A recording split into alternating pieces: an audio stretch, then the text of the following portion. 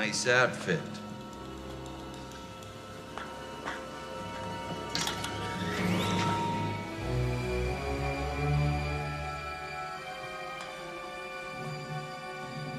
So this is Louis back again, and I am struggling to actually do this commentary.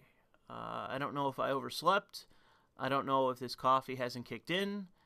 I don't know what my difficulty is with this, but I am struggling to record this commentary. I'm on take 6. So I guess I will start all over once again. We're here to talk about Rayshard Brooks. I made some jokes in previous takes about his name. I'm not going to. Raymond is a normal name. Ray is a normal name. Rayshard is not a normal name. You have an anglicized last name. So many black people do. Why do you insist on making up retarded fucking names that sound like middle school insults? You're on the bus. Your name's Raymond. The bully comes up to you and says, "Hey, Rayshard." Like, it's that bad of a name. It sounds like some middle school bully named this fucking kid. Black women, stop making shit up in terms of names like this one. Just call your son fucking Ray or Raymond. Call him John. Call him Paul. Do not call him this. It's a retarded fucking name. And that is an example of what I believe to be a chasm between blacks and everybody else. Because there's a handful of things we're going to talk about in this instance that frustrate me to no end. And I am frustrated in a way where I am tired. Not just in the sense of re-recording this commentary over and over again, but talking about this particular issue. Because it seems as though that you can name the people that want to talk about this from this correct perspective on one hand. You could name like 5 people who are actually addressing this matter in the way that it should be. Because everyone else, other than a handful of people, want to address this from the perspective of policing. Oh, what can we change? So in this instance, okay, we'll talk about the circumstances in a second. From this situation, the chief of police has fucking resigned. The officer that fired, rightfully, justifiably, against a drunk driver, stole a weapon and was engaging in violence and fleeing the scene, but stopped jogging for just a minute to turn around and fire upon officers. The officer that pulled the trigger has been fired already. What fucking precedents are you setting here? I am trying my best to not get it really angry in this, but the precedence that's being set is basically like, if you're a cop and you're dealing with a black man, your choice is between taking a chance with your life or keeping your job. So if a black man pulls a pistol from his waistband, don't do anything. If he starts shooting at you, he puts his pistol to the belly of a fucking pregnant woman, don't do anything. Because your choice is between losing your career, being unemployable for the rest of your life, or allowing a black guy to do whatever the fuck he wants and take lives, injure others, hurt others, do widespread mayhem. Who knows? Because when you take the boot off of the neck of a certain percentage of people, they go nuts. When they think that they can get away with anything, they will do anything. They will do as much damage as they think they can get away with. So much about what has occurred with these riots has been just that. People who think that they can get away with all of these things. Looting, robbery, arson, terrorism, murder. They think they can get away with anything. And for a certain percentage of people, it gives their conscience a green light to just do anything. And unfortunately, there's a serious chunk of people, including people who I know, who deny that. Who deny the circumstances that when you take the boot away, when people think that they can get away with anything, there's nothing stopping them. There's nothing inhibiting them from doing insane, evil shit. Not because they themselves are evil, but because their brain is misfiring. You have to understand that we're a species. We're not a blank slate. that you can just take your morality and then graft it onto somebody else.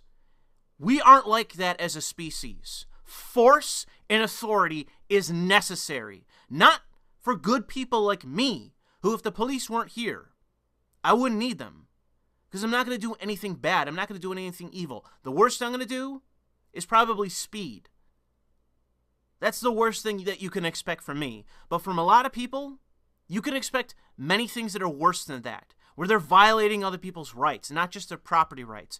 But, I mean, there's already been rumors about how much rape has been going on in that fucking anarchist zone. A certain percentage of people require authority over them.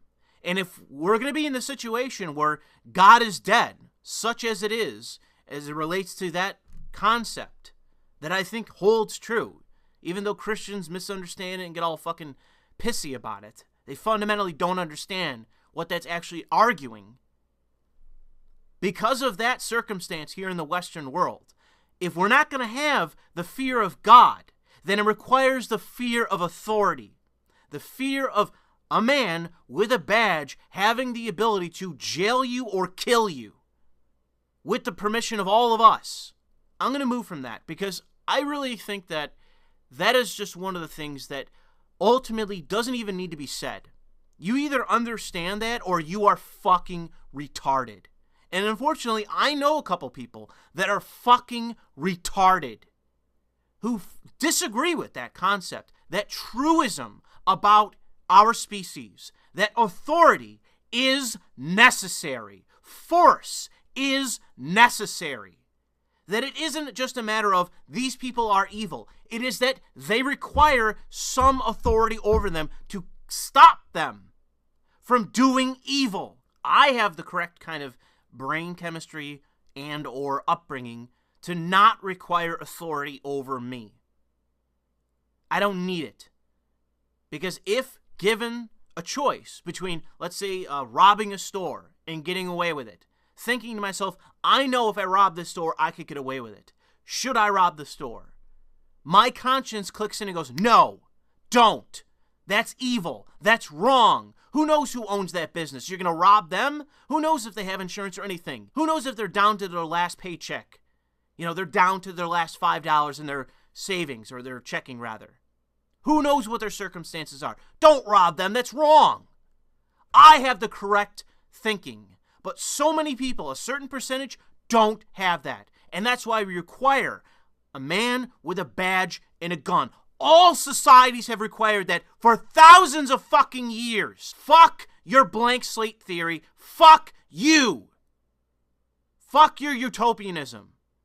And if I have to, I'm going to start naming some fucking names. I'm going to start calling out some people. And I'm going to start demanding some fucking debates where I wallop their fucking ass as it relates to this. Because it's you and your bullshit thinking, your abstraction versus reality for thousands of years. That's what we're talking about here. So let's get into this fucking shithead Brooks case. There's a lot going on here. There's a lot going on. And it has already started terribly with, like I said, police chief resigning. Cop already fired. So what happened? Is it just like George Floyd? Oh, we don't know what happened? No, we already have crystal clear footage from several angles, from several perspectives. We got body cam, we got surveillance camera, we got cell phone camera. We know everything that happened in this situation. This guy was pulled over for being under the influence. He gets taken out, does a sobriety test, fails the sobriety test, gets breathalyzed, very likely fails that too, is very likely to be over the limit to be able to drive. He also seems pretty over the limit and drunk when you listen to him talking shit while he's doing the sobriety test and just standing there talking with the cops. He's drunk. The police go to take this piece of shit drunk driver into custody. And if this were me, if this were someone with a conscience, and I have driven after coming from a wedding and being pretty on the edge in terms of, drinking a little too much to be driving, if I were pulled over and arrested, I would be crying. I would be humiliated. I would be embarrassed. I'd be in the midst of a overwhelming sense of self-pity. I wouldn't be successfully fighting off 2 officers and stealing their taser. So that's what happened here. This guy managed to fight off 2 other men. They told him, "You're under arrest for DWI. You're over the limit." He resisted arrest, seized one of their weapons, and started peacefully jogging away. The police officers pursued him. He turned and fired their taser at the officer, the one that was right behind him. Now you have to question yourself, why would he do that? Why not just keep running? Why turn around and fire that taser on the officer? And my assumption, and I'm sure that was the assumption of the officer who's now fucking fired, his assumption likely was, he's trying to incapacitate me, steal my service pistol, and shoot the other officer, and probably shoot me too.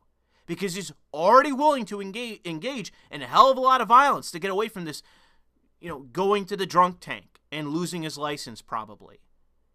10 grand later, that's probably what's going to happen here.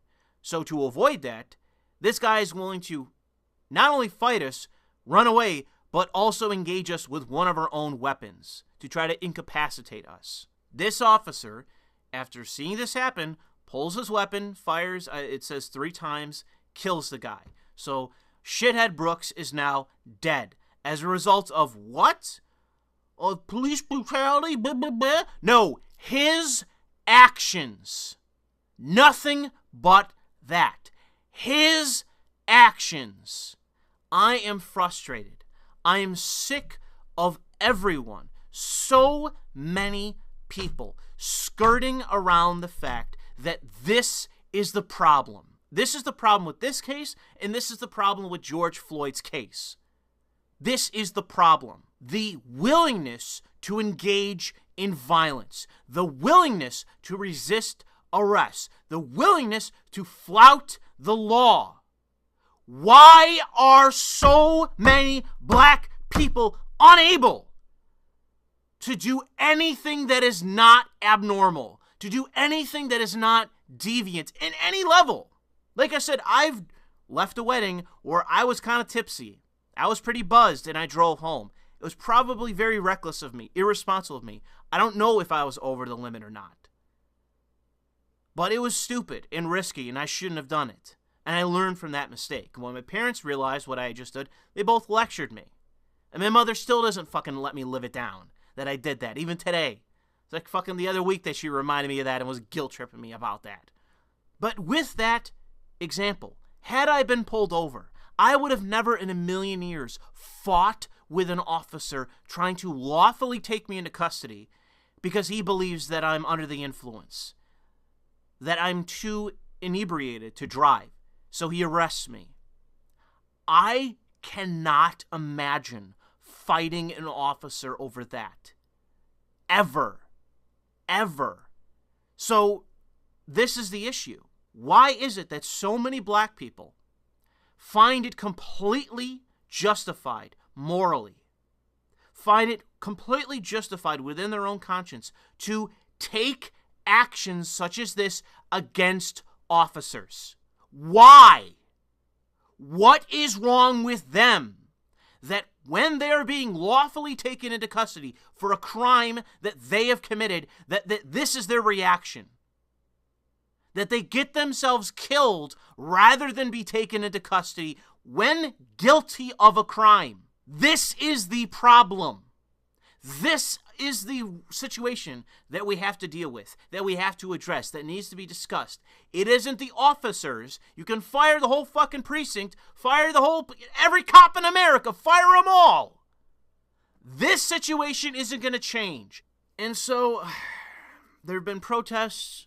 Wendy's got burned down where this took place because he apparently passed out in the drive-thru or whatever.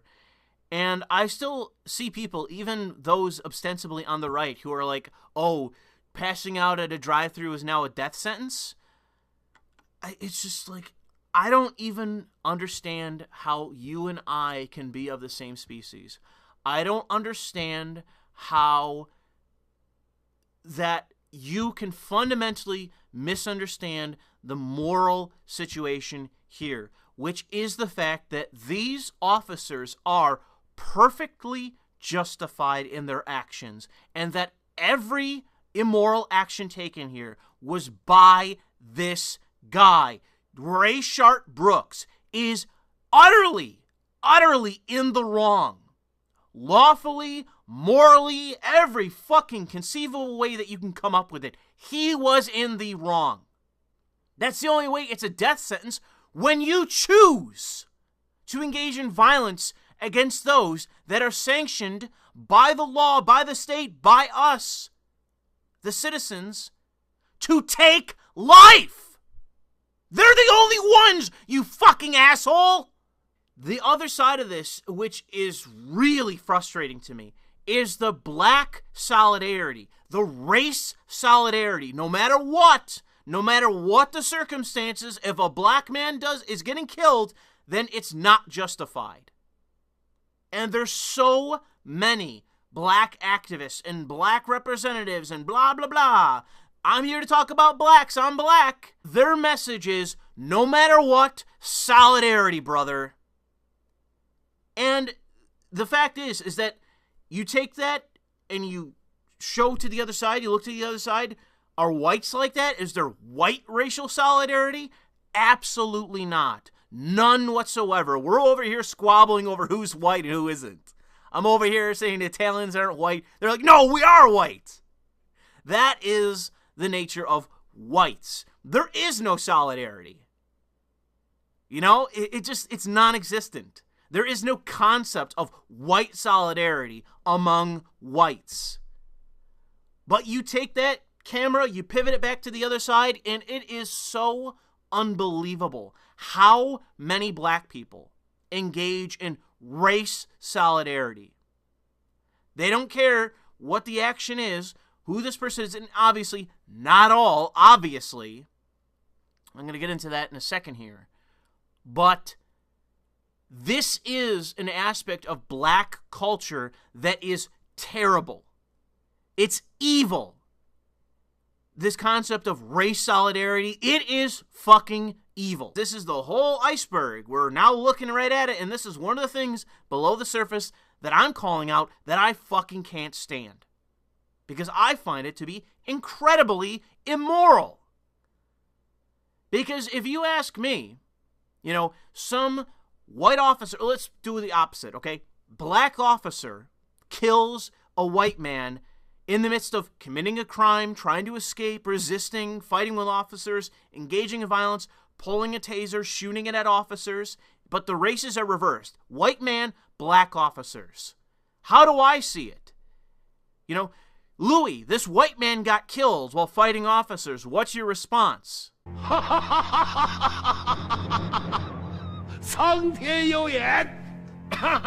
My response is, fuck him. Good, I'm glad he's dead.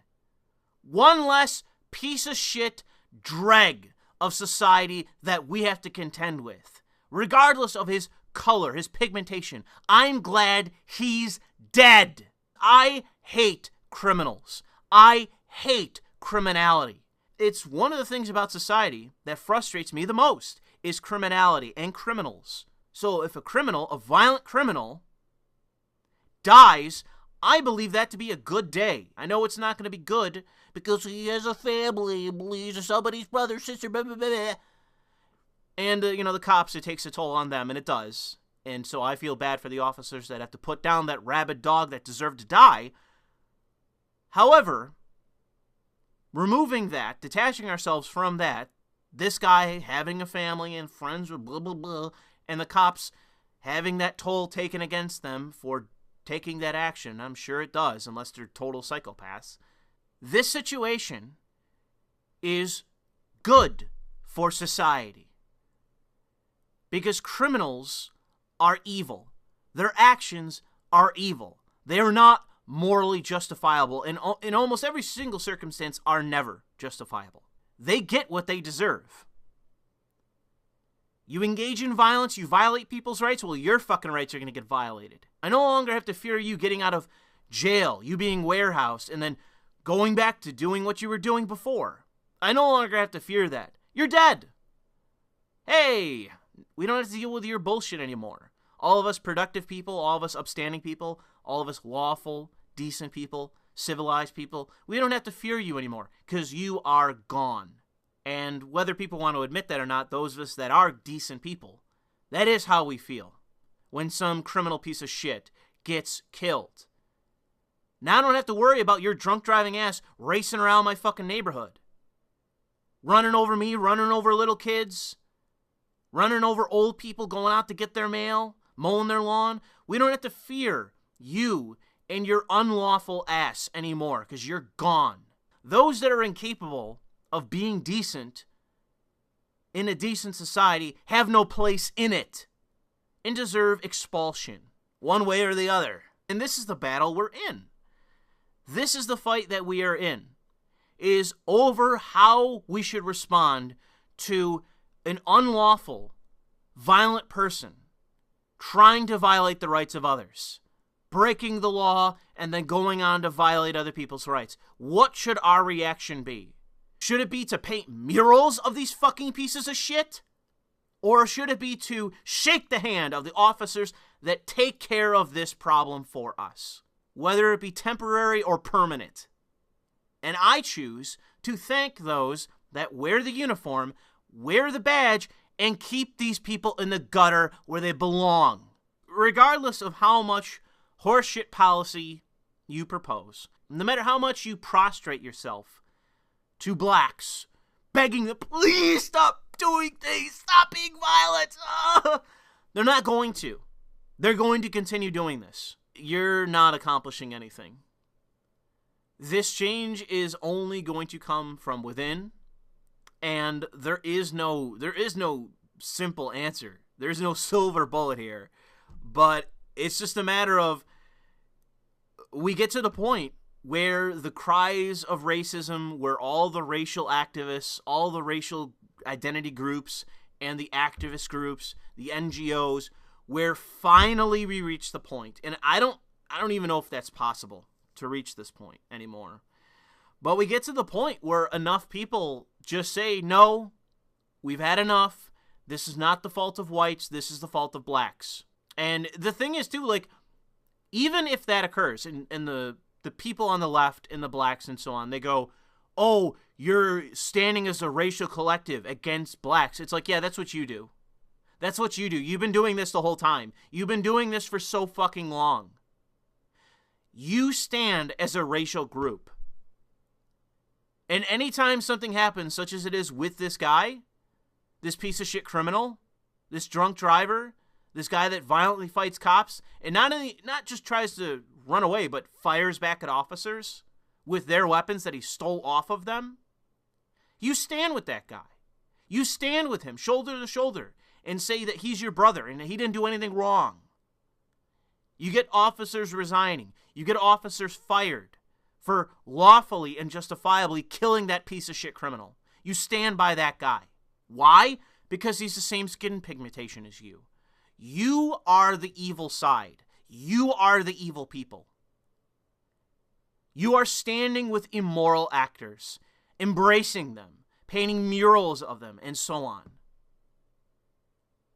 At some point, we have to simply say that you are those in the wrong. And if that's not possible, for us to reach the point where you're called out and you finally choose to shape up, then it's the only other choice is going to be emigration. For you, not us. Not us from our own society. Not us from our society which we built and we built up and we pay into. But those that are burning it down. You should be told to leave and provided a path for emigration. Go wherever in this world, but not here. And obviously, this isn't just going to be about one race. This isn't going to be one race against another. This isn't going to be black versus white, as we can see with so many things. It's simply going to be those that want to build a society, sustain a society, reform with slight deviations of society, or those that want to burn it and strip it.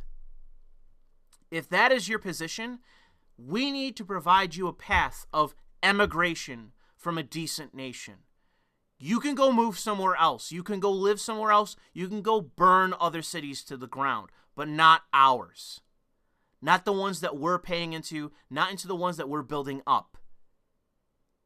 This isn't fair. This isn't right. This isn't moral. What is going on?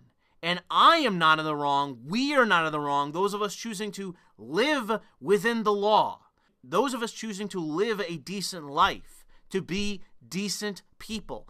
We are not at fault. We are perfectly morally justified in our position. You are the evil actor. You are the one choosing to be immoral and to stand by deviance. To stand with deviance. To engage in deviant behavior. Unlawful behavior. So, the fact is if you're not willing to change, then you gotta fucking go. One of the frustrating parts of an example of this, I swear to God, it kills me, is Dave Chappelle.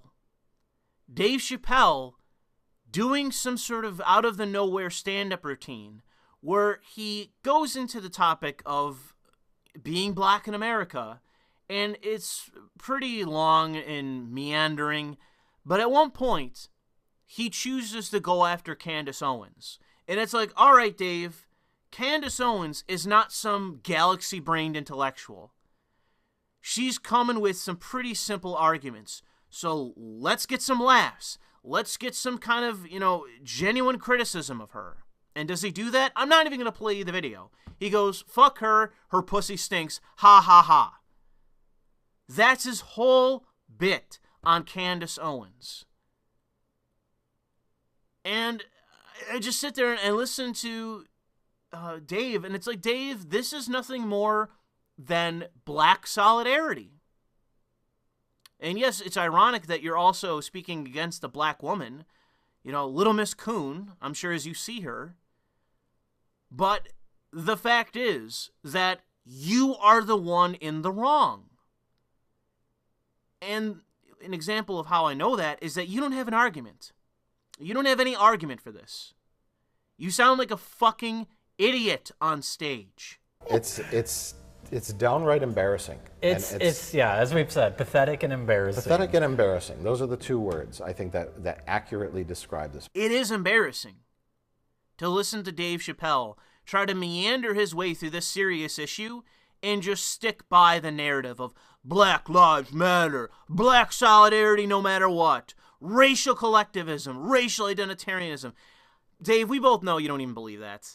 We both know. After all the things you've said over the years, you're full of fucking shit, dude. You're just bullshitting your audience. You're just playing into a fad. You're getting all emotive. Spare us the bullshit. It is so embarrassing and patronizing for you to expect me to believe you in that regard. And so what I'm going to do in this video is do what I've been saying I'm going to, is to play a clip of Candace Owens' rant that everyone was talking about, that he's referencing. And I want to paint this picture because this is what makes me feel disgusted in Black America, because we are so willing to let Black victims who are victims of Black crime, we have no defense for them. Black on Black crime, we don't care about. Imagine you are a pregnant woman, because this is what happened in this scenario. You are a pregnant woman and you receive a knock at your door. And it is a person that says they work for the water department. So you waddle your pregnant butt to the door and you open it, only to realize the person standing at your door does not work for the water department. You very quickly try to slam the door closed, at which point a Ford with 5 other Black men pulls up into the front yard, and 5 men jump out of the car, one of which is George Floyd, and he jams his way into your home. Now, you are pregnant, and at this point, George Floyd takes a gun and points it to your stomach, threatening you. You are screaming, and you are crying for your life. And you don't know if you're going to make it out of this situation alive.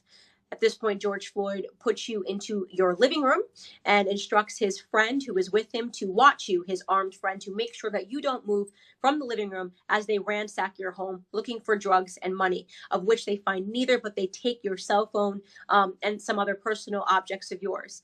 Fortunately, on their way out, a neighbor catches the plates of the car that pulls away, and gives it to 911. And 911 is able to track down George Floyd and arrest him. And 2 years later, in 2009, he is sentenced to 5 years in prison. This is a Black woman that this happened to, a Black pregnant woman that this happened to. This Black pregnant woman, wherever she is in the world, is now watching as the entire world puts the name of this person who did that to her and says justice for him, and paints him out to be Martin Luther King, who just had a dream and wanted more for Black America, despite his extensively long a rap sheet. And they're saying it doesn't matter what his rap sheet was, and that we should put him up and pretend that he should have a larger platform, and that this was an innocent man who wanted what was best. Now, I'm inclined to believe, hey, look, he got out of prison in 2014. That's 5.5 years after he got out of prison. He could be a different man. I would be inclined to believe all of those things if the autopsy result didn't come back and prove that he was high that day on fentanyl and methamphetamines in his system. Okay, so spare me your bullshit about him being on the right track. Okay, you people that are on the right track do not do meth and fentanyl and drop baggies of drugs onto the ground. Now, again, this is completely separate from whether or not this cop had any right to restrict him in the way that he did on his neck. I don't believe he did, okay? But the idea that you're now going to tell me that my Blackness or my Black card is now associated to how hard I want to defend this person, a career criminal, right? And make him out to be the modern day Malcolm X, you lost your mind. You really lost your mind. I'm tired of playing these games with Black America. I'm tired of us being considered, not smart, uneducated. Oh, I actually saw comments on a random website writing about the article. Oh, now wait for Black people to start rioting because Black people got to be Black people. I'm reading these comments and realizing that these people are writing in the comfort of anonymity.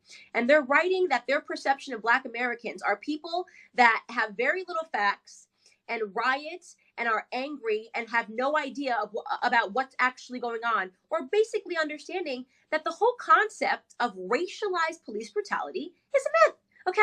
All you have to do is sit down and do basic mathematics to discover that the entire narrative that we have been sold is a lie, okay? It's a lie. There is no racially targeted police brutality against Black Americans. In fact, if you are a white American and you commit a violent crime, you have a 25% higher chance of suffering a police fatality than Black people. Now, you might come across some people that are really bad at math, and they'll say, Candace, I know that only 9 Black people were killed last year unarmed by police officers, and 19 white people were killed unarmed by police officers. But Black Americans are only 13% of the population, and white Americans are 60% of the population. So that's why.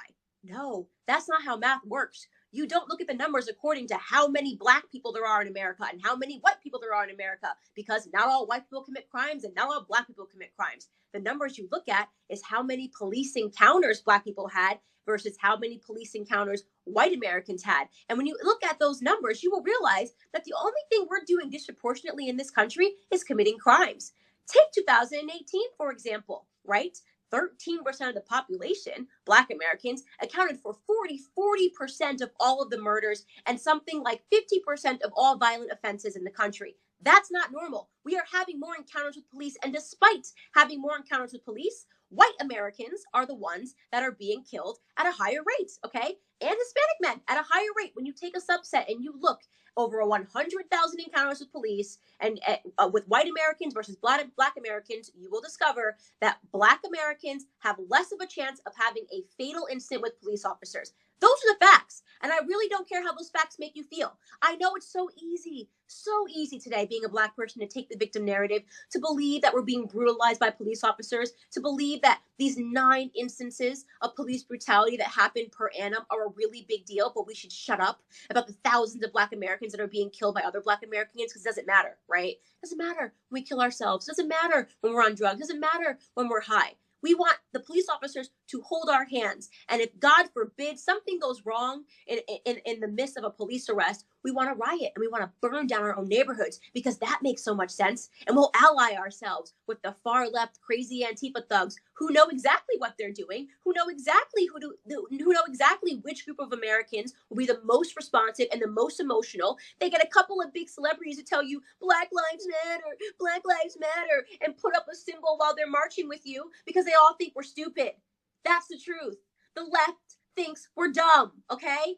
And we have to stop proving them right. We have to stop taking the bait.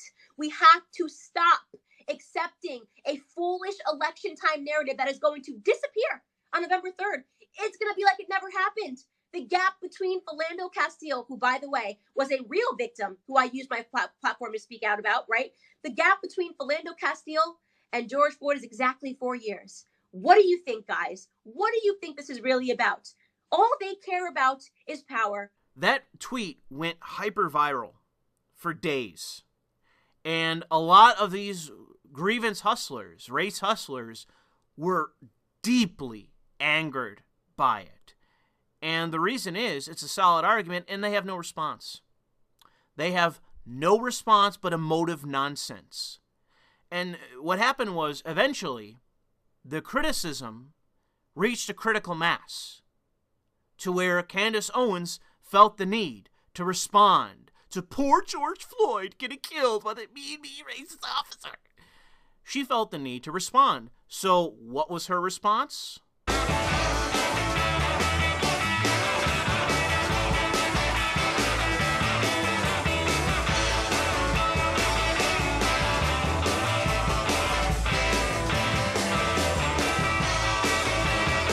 Yeah, baby. Yeah. Her response was perfect, because not only was it incendiary and mocking, both great, but it also posits to her critics that she stands by her position, that she stands by what she's argued, and that she believes herself to be morally right. And I would say that that is the correct move to make when you truly believe that you are in the right. Because if you make an argument and you stand by it that you are right, it requires someone else to argue opposite, or to dismantle your argument, or to do something to prove you wrong in some way, to prove you erroneous in some way. They must show that you are wrong. That's the only reason to back down from an argument, is once your argument has been shown to be incorrect or erroneous in some capacity. When all they're positing back to you, when all they're arguing and rebuking back is bullshit emotional nonsense, stand firm. Never back down. Never apologize. If you believe you're morally right, never give a fucking iota of an inch. Never, ever. That's the only way that we have a chance at actually getting to a good end to this. It's because these people, whether it's the racial collectivists, it's the NGOs and the hustlers, the race grievance hustlers, whether it's them or the journos or anybody else, the prostrating whites, no matter who it is, these people have no argument. They have nothing to give you to say for why they're right other than emotive rhetoric nonsense. That's all they got. They have no real thrust, no real foundation, no real nothing. There's no there to what they're saying. So fuck them. I know that I promised you a positive video talking about this, and I could still do it. But the problem is, for the last several days, I have just felt so exhausted from being so isolated. It is me and a handful of other people that are willing to address the matter as it is. There are so many people that are abdicating taking this on, that are doing everything in their power to not engage in this argument in a just way. They'll throw out their 2 bits going, well, police brutality bad. American police are militarized, aren't they? Yeah, because they are in a fucking war zone! Ever since that fucking guy got knocked down, after that story, all the press went home. Why? Because the news around here resumed of black on black violence every fucking single day. Every day, black on black shootings. Every day, endless stories about black on black shootings in Buffalo. Ever since that national news story went away, it's been nothing but shooting, homicide, endless stories. And guess who's committing the crimes? Guess who's getting shot? The problem isn't the police, it's this issue, this divide, this problem of one culture being incredibly prone to violence and unable to actually be responsible for their actions. Instead, they choose to fight, murder, run away, do anything but accept the consequences of their actions.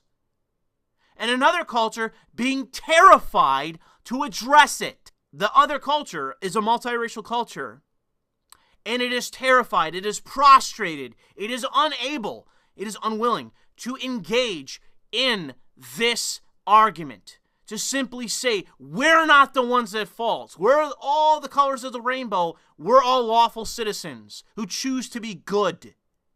You are those that want to be citizens of your own ethno-state, and you choose to do evil, thinking it's justified because of racial grievance.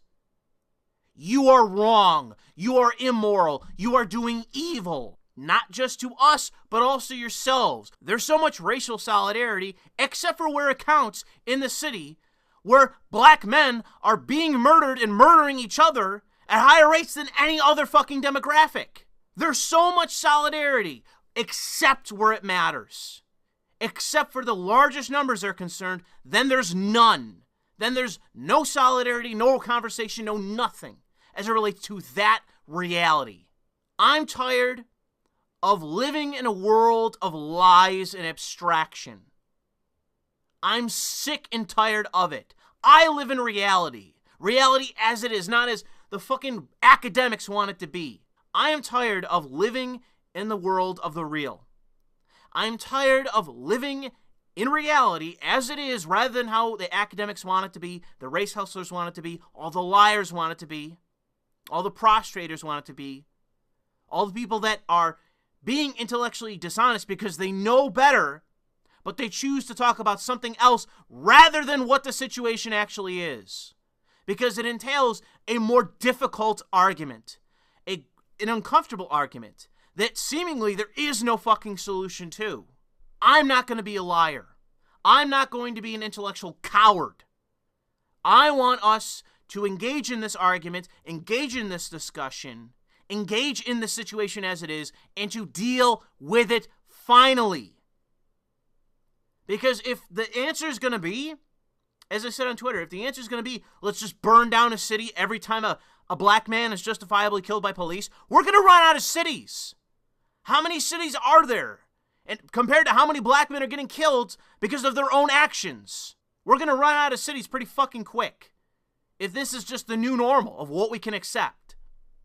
My answer is criminals who engage in violence deserve to die. When they engage in violence against police, when they turn the police's weapons against them, they get what they deserve. They try to deal out death, and so they get death in return. Good! Roll them back into the gutter where they belong. Pile those corpses high. Fuck them! It's what they deserve. Because all of us are just trying to live decent, peaceful lives. Away from criminality, away from deviance. That is what we have a saturation of and what we no longer want. And yet, despite what we want, we are saturated in deviancy and those defending it. But I've had enough for right now, and I'll leave it there. Thanks for listening.